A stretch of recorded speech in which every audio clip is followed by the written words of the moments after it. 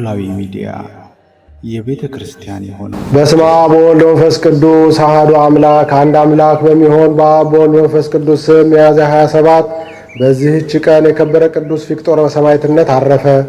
ለዚህ ቅዱስ የአባቱ ስም ሕርማኖስ ነው። እርሱም ለዲዮቅልጥያኖስ የአማካሪዎቹና የሰራዊቱ አለቃ ነው። ስለ አምልኮ ጣዖት ሥራ ምክሩና ንግግሩ ሁሉ ከእሱ ጋር ነበር። የእናቱም ስም ማርታ ይባላል። በክርስትናዋ የጸናች ብፅዕት ናት። ቅዱስ ፊቅጦርን ባደገ ጊዜ አባቱ ወደ ንጉሥ አቀረበው። ንጉሡም በመንግሥቱ ውስጥ ሦስተኛ ማዕረግ አድርጎ ሾመው። በዚህን ጊዜ ዕድሜው 20 ዓመት ነበር። እሱም የዚህ ዓለም ክብርን ናቀ። ሥጋ አይበላም፣ ወይን አይጠጣም፣ ዘወትርም ይጾማል። ጸሎትንም ባለማቋረጥ በቀንና በሌሊት ይጸለያል። በክብር ባለቤት ክርስቶስ ስም የታሰሩትን ይጎበኛቸዋል፣ ለድሆችና ለምስኪኖች ይመጸውታል። የቅዱሳን ቆዝሞስና ድሚያኖስ እናት ቅድስት ቴዎዳዳን በገደሏት ጊዜ ንጉሡን ስለ መፍራት ሊቀብሯት ማንም አልደፈረም። ይህ ቅዱስ ፊቅጦር መጥቶ ሥጋዋን ወሰደ። ከንጉሡም ስለሚመጣው ቅጣት ሳይፈራ ተቀበራት። ጣዖት ስለ ማምለኩ አባቱን ዘወትር የሚገስጸውና ብዙ ጊዜም የሚመክረው ሆነ። አባቱም ወደ ንጉሥ ከሰሰው እንጂ አልሰማውም። ተከሶም ወደ ንጉሥ ባቀረቡት ጊዜ አማልክት ያልሆኑ ርኩሳን ጣዖታትን ለሚያመልክ ሰነፍ ዝንጉ ልብ የለሽ ለሆነ ንጉሥ አላገለግልም። ከዛሬ ጀምሮ ለሕያው ንጉሥ ክርስቶስ እገዛለሁ፣ የሰጠኸኝም ገንዘብህን ንሳ ብሎ በፊቱ ትጥቁንም ፈቶ ጣለለት። አባቱ ሕርማኖስም ወደ እስክንድርያ እንዲልከውና በሄርሜኔዎስ መኮንን ዘንድ በዚያ ፊቅጦር እንዲቀጣ ንጉሡን መከረው።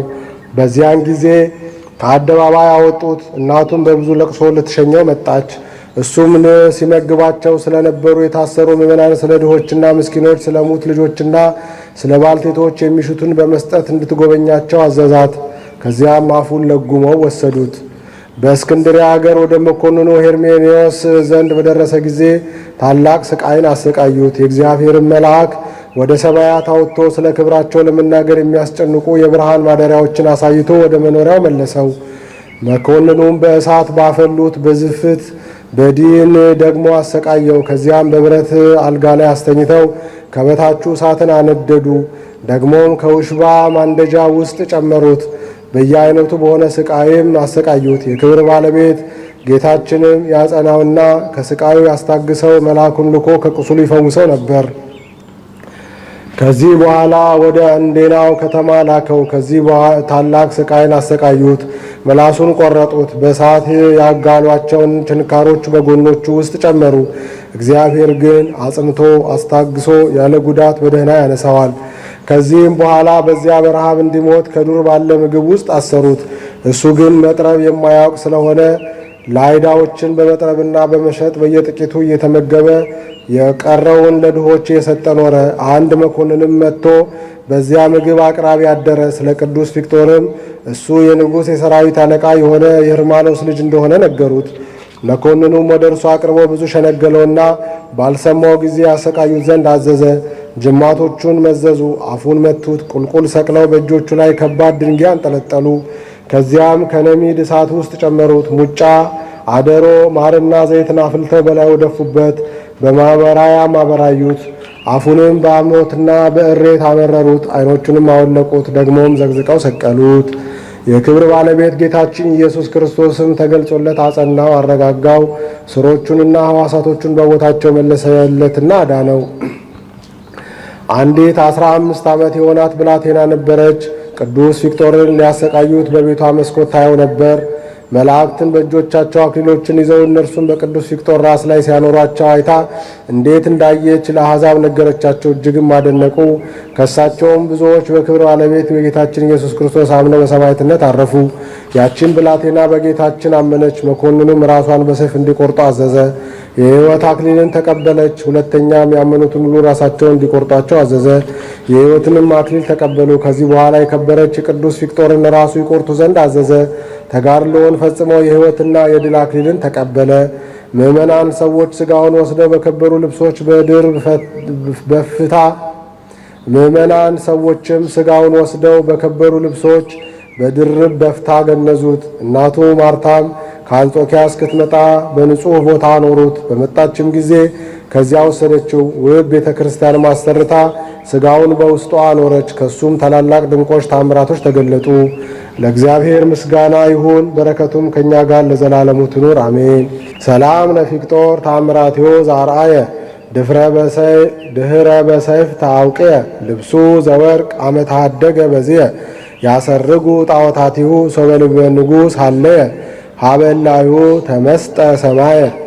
ሰላም ለኪ ለፊቅጦር እሙ ማርታ ግህስት ለፍቶት ዓለም እምሃሙ ለዝ ወልኪ እንተ ውሂዝ ጊዜ ህማሙ አንባኪ ወነቃደሙ በእንቲአየ ይቁሙ አመ በፍርሃት ነፍሴ ትጻሙ። ሰላም ለክሙ ማኅበራነ ፊቅጦር በሃይማኖት ወሱቱፋን በህማማት አባ ኖባ ወሶሲማ ወስጢፋና ብፅዕት እንዘ ትዜከሩ ስሞ ለክርስቶስ ሕይወት ዘተደለውኩሙ ለመሪር ሞት። ሰላም ለሰሪቦትከ ጽዋ ሐሞት በጉርኤ ወለሲኪቦትከ መትሐተ መቃብር እስከ ትንሣኤ። ኢየሱስ ክርስቶስ ስብከተ ፊቅጦር ቀርነ ጽዋዬ ዘተወክፈ በእንቲአከ ስቃየ ረስያን ውስተ ጉባኤ ወለስጢፋና በሰይፍ ዘተመትረት ለክሌ። ሰላም ለእስጢፋና እንተ ጻመ መውት በሕቁ ለፊቅጦር ሰማዕት ተላዊታ አሰሩ ወጽድቁ እለ ኮነንዋ ሐራ እስከ ምህፍረት ወደቁ በጉንደ በቀልት ዘአስተጻለቁ ማፈደ ሥጋሃ ለክሌ ሰጠቁ። አንድ አምላክ በሚሆን በአብ በወልድ በመንፈስ ቅዱስ ስም ሚያዝያ 28 በዚህች ቀን በኮራስ ተራራ በገል ተጠምዶ የሚኖር ቅዱስ ሜልዮስ በሰማዕትነት አረፈ። በዚህች ቀን መቅሱር ከሚባል አገር ቅዱስ ብስጣውጥሮስ በሰማዕትነት አረፈ። በዚህችም ቀን የዋሲሊኮስና የብዙ ሰማዕታት መታሰቢያቸው ነው። እግዚአብሔርን በጸሎታቸው ለዘላለሙ ይማረን አሜን። ዛቅረብኩ ማኅሌተ አዘኪረ አእላፈ እምዕለተ ጸምዱከ ዘልፈ ለላነብብ ተወከፍ ዘንዴቴ መጻፈ እንተረሰይከ እግዚኦ ጸሪቀ መበለት ውኩፈ እምላቡ ብዑላን ዘተርፈ ነቢያት ቅዱሳን ወሐዋርያት ሰባኪያን ሰማዕት ወጻድቃን ወመላእክት ትጉሃን ደናግል አዲ ወመነኮሳት ሄራን ባርኮ ጉባኤ ዛቲ መካን እስከ አረጋዊ ልሂቅ ወንዑስ ሕፃን ለዘ ጸሐፎ በክርታስ ወለዘ ጻፎን ዘይደርስ ለዛ አንበቦ ወለዘ ተርጎሞ በልሳን አዲስ ወለዘ ሰማ ቃሎ በዝነ መንፈስ በጸሎተ እሙ ማርያም አራቂተ ኩሉ እምባይ ስቡረ ይመሐረነ ኢየሱስ ክርስቶስ። የቅዱሳን አባቶቻችን እናቶቻችን በረከታቸው ረድኤታቸው አይለየን አሜን። አቡነ ዘበሰማያት